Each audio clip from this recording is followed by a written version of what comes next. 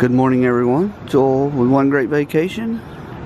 It is 8 o'clock in the morning on a dreary, cloudy day here in Marble Falls. We're fixing to get breakfast and then we're going to head out for our first excursion. It'll be a boat ride up the Colorado River. That doesn't start till 11, so we're actually getting a little late start this morning. Alright, I hope you enjoy it. See you on the boat.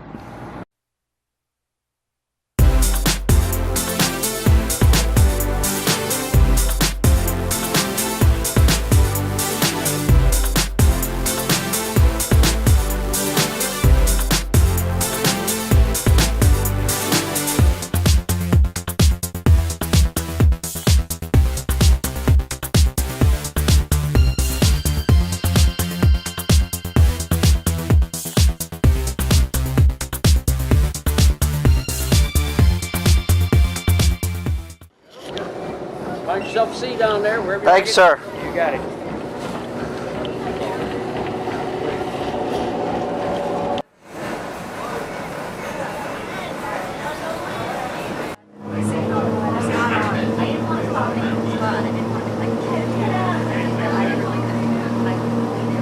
Leaving the docks.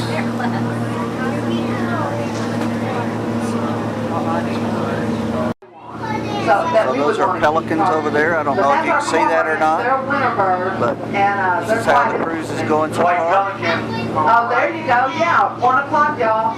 There's one of those pelicans. At that time, So the kids have been feeding the gulls back here, so there's a lot of seagulls. It's great. See if I can zoom out a little bit. A lot of seagulls following the boat. They've been holding up crackers and stuff for them. Pretty neat so far.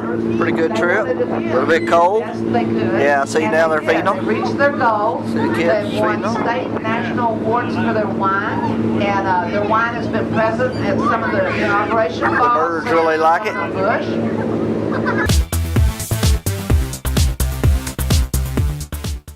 Gold. We've got a waterfall here on our This left. waterfall, oh, up here too is a redbud tree to the left of the waterfall. Anyway, this creek is called Fall Creek. Pretty neat. Go out, sir. She's telling us about it. It's called Fall Creek.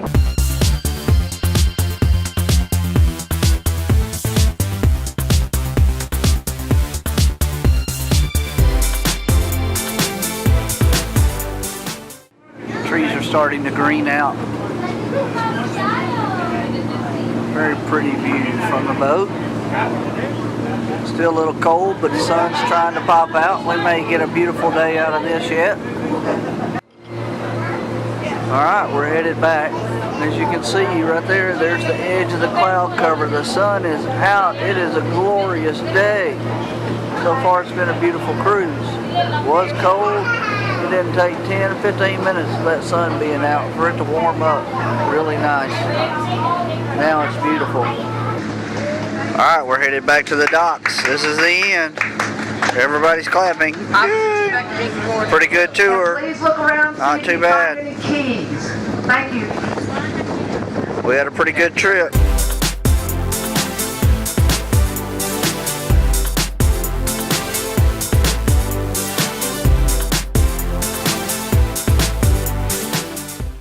Alright guys, we made it to Longhorn Caverns State Park.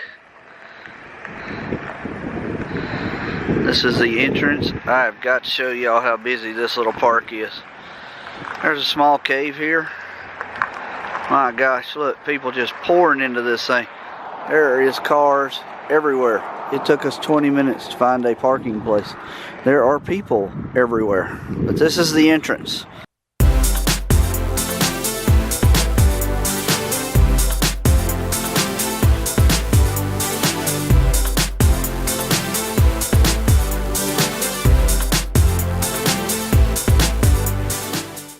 This is the CCC Museum.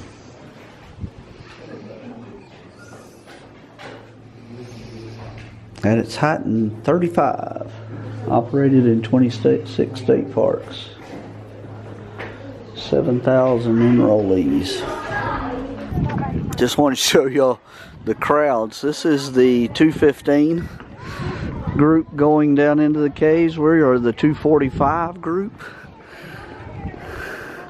It is crazy busy around here. It wasn't this big. It wasn't this busy at Carlsbad. So there are the caves. You can see down in there, sort of.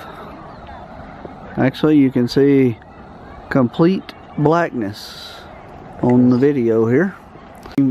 This park's very interesting. You can see the people down there in the hole. It's very cut up, very rocky. They've built a lot of structures. This is part of the cave here that the ceiling is out of it. So we can see down into the cave. Quite interesting. This is the back side of the park. Get zoomed out here. Didn't realize I was zoomed in. Hope my new windsock I put on this camera is working because the wind is blowing. This is the entrance to the cave. Not quite our turn. I'll video more when it's our turn to go down in there, but just thought you'd like to see the entrance. Back entry from literally walking around like a caveman stooped over. So we just bring it to your attention to know what you're getting into. Lumbago Alley is a 75-yard walk. Ceiling's only 4 foot tall. So we'll just give you a heads up now. Yeah, they're looking, they're looking. We also call it the short man or short woman's revenge. The formation of this cavern is unique again as a result of very fast flowing underground river waters that had a very high acid content. As these waters rushed through this portion of the ground, through this area back in the day, and we're talking just over 1 million years ago, our geologists tell us, that it literally dissolved the limestone away. Limestone's very soft and porous. The acids ate away at it, dissolved it, and created the cavern you guys are going to go into. So as a result, being our Sam Bass entrance, for you folks who are not from Texas, Sam Bass was one of our notorious outlaws in the 1780s. In the 1870s. As a result, Sam and his gang allegedly hid out down here. Now what happened with Sam, very quickly, I'll give you a history of him. He loved to rob trains and banks. And he was looking at a particular bank in Round Rock back in 1878. He was wanting to hit it, if you will, or rob it, and he was scoping it out. But he had an informant in his group. And this informant turned him into the Texas Rangers. And on a certain day, Sam was going to hit this bank and rob it with the gang. On that day, sure enough, Sam was shot. He died 3 days later on his 27th birthday, July the 21st, 1878. So in honor of our Sam Bass outlaw, we call this our Sam Bass entrance. This is what the cavern looked like when our CCC guys got down here, when they started digging. Again, for $1 a day, wheelbarrows and shovels, this is what they were up against. And again, they were down here for a total of 6 years. What they took out of here, the amount of materials, was 2.5 million cubic yards. If you don't know what a cubic yard is, that's a box, 3 foot by 3 foot by 3 foot. Imagine 2.5 million of those going to the surface. I get any oohs and ahs and wows? We like those in the tourism, right? Thank you guys. All that material went up to the surface to construct Park Road 4 and to landscape the park you guys are in today. These are what makes our stalactites down here. You see this one's very active, it's dripping. Our statement down here is if you get dripped on by one of our stalactites, it's considered good luck. You've been kissed by the cavern. So we'll make sure you get your kiss while you're down here. Not necessarily from me, but from one of our stalactites. This formation is called a flow stone. It's a huge connection of stalactites and mites at the base, forming a column in the middle. You'll see all these initials carved in it. There's, names and so on that are in this formation. We had a speakeasy down here in the 1920s. If you guys remember the Roaring 20s, Prohibition, alcohol was illegal upstairs. We had a speakeasy down here, which was an illegal place to go drinking back in the day. What the guys would do is bring their best gal, because they had access to this, they'd bring their best gal or their wife down here, literally set her right there on the throne and have her picture taken, hence the Queen's throne. Now, in the day, they carved their initials and put their names in here and so on. They also broke off the stalactite bases and stole them and took them home for souvenirs. This was before the state had any control down here, so it was all kind of running wild down here in the day. But as you come around this guy that the tour goods by you guys, the particular names that are in here, one is very unique over on this side. It's a husband and wife that put their name in here. Notice the date. It's dated 1919. This was the beginning of the speakeasy days, or the roaring 20s down here. Now, this is again why we ask you guys, please don't touch our formations. As a result of all the human contact and the body oils, it went dormant. Now, our geologists tell us it will come back to life in another 20,000 years or so. So if you want to get your tickets in advance, you can come back and see it in its glory again, guys. This is where the original entrance was, into the caverns. Back in the day, this is where everybody came and went. Until our CCC was done excavating, then they closed this off and sealed it to keep the wildlife and the bad weather from coming back into the caverns. Now, we have a collection of photographs upstairs of the speakeasy. In these photographs, you'll see this original entry open to the surface. This was a very well-lit portion of the caverns back in the day. It's always 65 to 70 degrees down here, year-round, even when it's 110 upstairs. This is our present-day dumbwaiter, where we get equipment and so on down here for concerts and whatnot we've had in the past.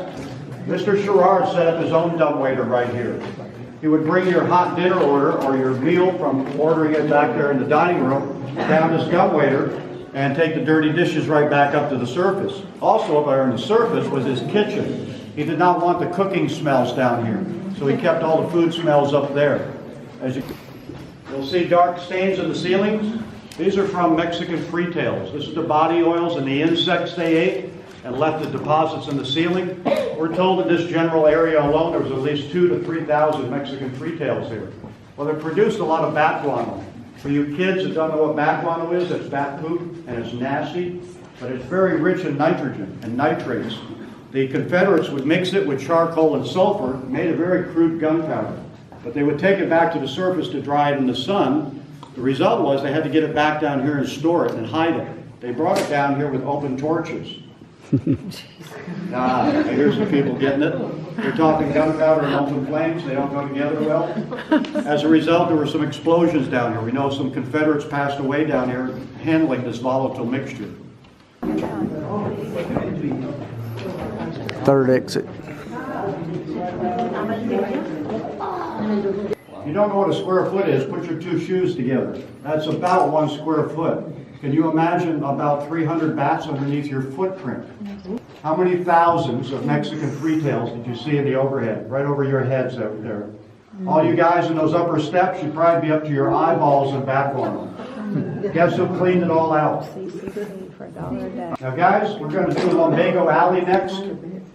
And it's just around the corner. Before we get into Lumbago, we have a cave down there. By the way, you guys all know the difference between a cave and a cavern? There is a difference, although we always switch the names around. A cave has a dead end. A cavern is what you guys are all in. It goes on and on and on. Abraham Lincoln? Yeah. It's kind of got to register a little bit. Everybody see Abraham Lincoln? That's our Abraham Lincoln. You see the church? See the church around him? He is made out of church, so we call him Abraham Church. Waters that came through here. Now, your drinking water, if you don't know this, has a small amount of acid in it. This obviously had a huge concentration of it in it. These, again, the waters went stagnant in here for a very long time, and this high acidic level literally ate into the limestone, making it look like we had termites. We also had Mexican freetails at some point in here. But we've got two great examples of erosion right here, guys, so you can all turn into experts. Your different types of erosion are chemical and mechanical. From here on up, the acid, where's your chemical erosion. From here on down, where you guys are all standing, is mechanical erosion. Where you're all standing is right in the middle of the floodwaters. We are in the fast-flowing rivers that came through here and ate away all this limestone after these waters would recede. If you look underneath where your feet are, guys, you can see how the rivers carved into the limestone as they rolled down through here, made the turn behind you and went down to the cavern section you just came out of. See my light on this one? This is one whole crystal alone. So guess what our CCC guys thought they found for sure? Diamonds. Look at the size of these rascals. And again, officially, on Thanksgiving Day, 1932, we became Longhorn Cavern State Park. This structure is called the Watchtower. We're fixing to go up in it. They said it was very scenic at the top. Alright, so we're on top of the Watchtower here. But wow, the view's awesome. I will give them that. Turned out to be a beautiful day. Blue skies, not too many clouds. Wind's blowing and the wind's still got a little bit of a bite to it, but beautiful day. So this is called framing, and we are on the middle floor of the tower, and I'm shooting through it. There's also a little tower out there. I don't know if you can see that or not. I guess the CCC built that too. This is what the windows look like in here. I'll give you a little tour of this room. It's just a square room. Basically, the ladders are too narrow for two people, so this is where you come up a level and then get off and wait till you can go down again.